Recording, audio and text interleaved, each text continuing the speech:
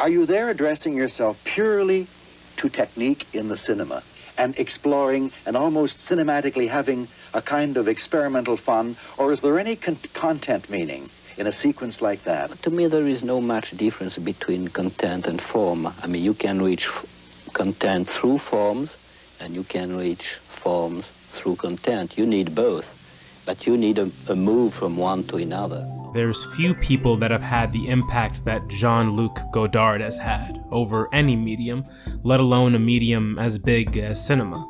He rose to prominence as a pioneer and central visionary of the French New Wave, alongside familiar names like Truffaut, Romer, and Bazin, and it was during their time as writers for the French publication Cahiers du Cinéma that a group of passionate French film critics and cinephiles would become transformed into French filmmakers. Godard and his contemporaries' stylistic innovations were a direct response to old Hollywood, characterized by films that encouraged their audiences to approach understanding both the filmmaking process and the movies born of that process on a deeper physiological level.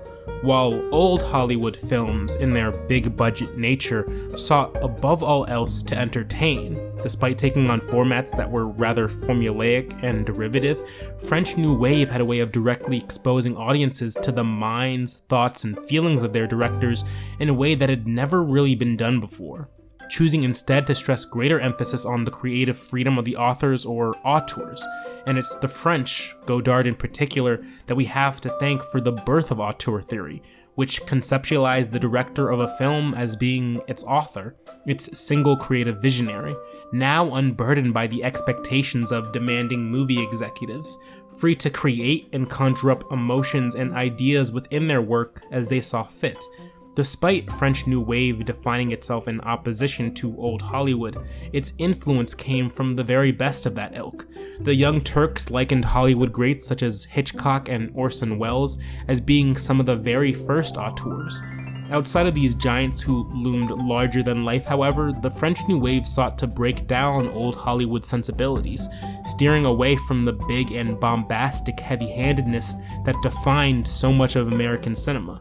The films of the New Wave were characterized by their use of natural lighting and sound. Godard would often go out and film directly in the streets of Paris, using it as a living backdrop to his movies, concerned with not only depicting city life, but the lives of its young people in a raw and realistic way. For him, cinema wasn't a tool to invent realities to escape to, but rather one used to depict the deeper, truer emotions that exist within our daily lives. And it was his emphasis on the subtler, more naturalistic elements of film, from how he lit a scene to his personal kind of observant camera, that aided in capturing this realness. The second thing New Wave stressed was forming a different kind of relationship between their audiences and the auteurs, reframing and redefining the way film was used as a vessel for language, so often featuring stylistic jump cuts, breaking continuity, and the fourth wall. These films were not inherently stylish, they were quite literally inventing new style along the way, new motifs, new visual themes and iconography, that would later go on to become inseparable from defining the genre itself, and we have none more to thank for this than Godard himself. Films from Breathless to Masculine Feminine are defined by their jump cuts and jaggy aesthetics. These films not only broke continuity with their editing style, but they actively sought out to, with characters leaving and entering the frame seemingly at will, without the camera following them. Randomness, spontaneity, liveliness, virality. These words all describe Godard's style and by extension New Wave's, and it's an editing style that worked to distance the spectator from a conventional viewing experience, forcing viewers to figure out what's happening somewhat on their own rather than following a formulaic story. This intrusive style spoke to the self-referential quality of many New Wave films. When the editing is intrusive, when it calls attention to itself at every turn, you can't help but remember you're watching a film, an effect the directors who pioneered New Wave sincerely wanted you to experience, once again showcasing New Wave's emphasis on films more overtly concerned with having the thoughts and analyses of the director and their ambition become more understood and easily apparent to their audiences, and so there was deliberate purpose within the breaking of cinematic boundaries. Another stylistic technique that helped achieve this was montage, which translates to assembly when editing, another term we can thank the French for. Godard's films not only broke spatial rules with their irregular editing motifs, but temporal rules as well, intently concerned with the most important moments in a film and keeping that moving, evocative rhythm in order to properly depict them. In other words, he wasn't afraid of cutting out unnecessary scenes, leaving only the most important to be interpreted by the viewer. This style of editing requires a certain level of trust in the audience to understand. Same thing goes for Godard's use of cropping within a scene, having entire conversations held fixed on the face of a single subject, as other subjects talk just out of frame, so often as concerned with what existed outside of a frame, as much as what he chose to capture within it. And it's within and around those frames that Godard interrogated all that there was to interrogate, from war to love to existentialism to masculinity and femininity to Marxist philosophy to cinema itself.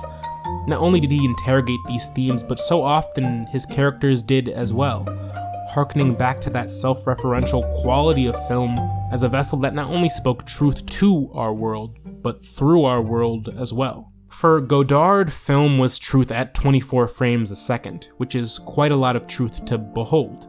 And what enamored Godard more than anything was the provocative power of cinema to promote not only the radical political ideology that defined him, but to showcase these ideals through a lens that reinforced them as being deeply human. A reality that in its soul-defining clarity is enough to leave you, well, dégueulasse.